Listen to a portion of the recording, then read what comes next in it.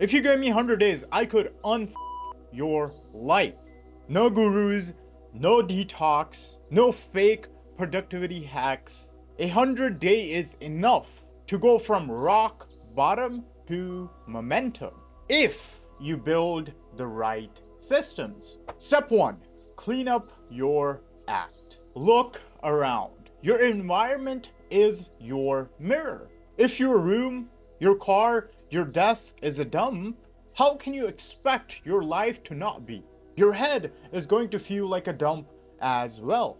So you need to start small. Do laundry, clean up your desk, make your bed, fix your closet, throw away the trash. These micro wins matter. I remember when I had nothing going on for me, cleaning up my desk, cleaning my room, cleaning up my closet just made me feel like, you know what, maybe I have it somewhat together. The small resets were the proof that, you know what, maybe I can handle bigger stuff. Do not underestimate this. Most people try to fix their future while still living in a mess today. And that's why they fail. Step 2, cut the digital crack. A couple of years ago, at my lowest, I would wake up, spend 5-6 hours on my phone in the bed. Once I've stepped out, I spend another 5 to 6 hours on my phone. At night, I'm still spending 3 to 4 hours before going to sleep. That all combined is 18 to 19 hours worth of screen time alone per day. And that wasn't for work. It was just scrolling. So I split my tech. The main phone, only the essentials. The default apps that you actually need, the Notes app, the meditation app, only the essentials. I put my phone on black and white, even with the essentials. And then I had a iPad at home, so when at night, when I go at finally home, I can watch a little bit of Netflix. I can watch some YouTube videos. When your willpower is low, your environment has to carry you. And if you're still trying to discipline your way out of doom scrolling, you have already lost. A structure will beat willpower any day. Step number 3, test your habits ruthlessly.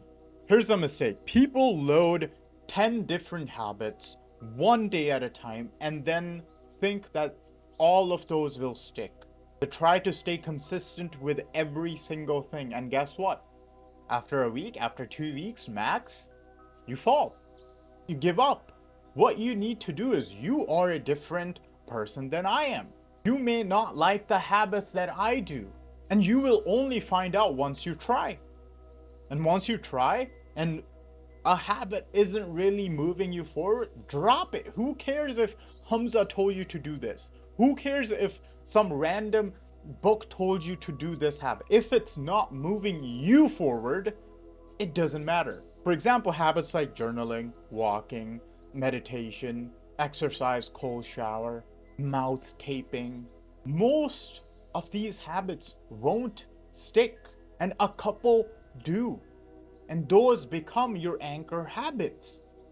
For me, cold showers were never something I found helpful. Mouth tape doesn't really do much for me. So guess what? I don't care what you say. I'm not going to do it, at least at this point of my life. So don't fall for this productivity cosplay. Stick to what works and drop what doesn't. And if you're watching this and you're like, you know what, it's time to lock in, I just want you to do one thing for me, and that is to hit subscribe button and give this video a like. That is all I need from you. That helps me the most, and I rely on you for that. Thank you very much in advance. Let's get back into it. Step number 4, define your target.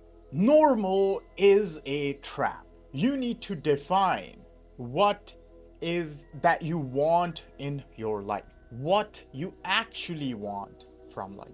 Right now, grab a pen, grab a paper, and write down two things for me. Two levels for every area of your life. The high ceiling goals and the bare minimum low ceiling goals. For example, going to the gym. That's a habit. At what intensity you have to do for the high ceiling? 5 to 6 days a week of workouts. But what's the bare minimum? That is non-negotiable. 2 to 3 days a week? Going for walks? A bare minimum has to be there, and that is your non-negotiable. Why? Because ceilings pull you forward. That's where the North Star is. And the floor keeps you from collapsing. And here's one trick. Only measure the output. You cannot control the input, so forget it. For example, don't obsess over weight loss. Obsess over how many workouts have you put out. Don't obsess over subscribers or likes or freaking video views. Obsess over how many videos and how well those videos you've produced. Inputs are only thing that are under your control. Step number 5, build your Tuesday. Forget the fantasy, forget the dream vacation, forget the dream life. Most of your life is made of some random Tuesday. So, what you need to plan is, what does your random Tuesday look like? Wake up, work, gym, sleep. Write it out exactly. What time do you wake up? What time do you go to work? What work? For how long? What kind of gym do you go to? Where do you go? What time do you go? Write it out and then engineer your week so reality starts machining that script. Because if your Tuesday sucks, your life sucks. Step number 6, do what you say you will do. Every time you keep a promise to yourself, you're stacking identity. You're showing yourself that I follow through. When I started doing this, it wasn't about motivation. It was about following through. It was about showing up. It was about evidence. Evidence that I wasn't the guy who quits everything halfway. And here's something I've learned. Stop bullying yourself with negative self-talk. Talk to yourself like a friend. Be brutal, be honest, but do not put yourself down. You are building an identity and you don't want to build an identity on a negative foundation. A honest, brutal honesty will keep you more consistent than some hate talk. I know it's very popular nowadays on social media that you want to be hard to yourself. There's difference between self-hate and being honest to yourself. Step number 7, consistency over intensity. Forget the perfect streak. Intensity fades, consistency compounds. When I started making these videos, I started with minute-long iPhone video. Then I started making videos every week. Then I started making video every 2 weeks. And now I'm making these videos every single day.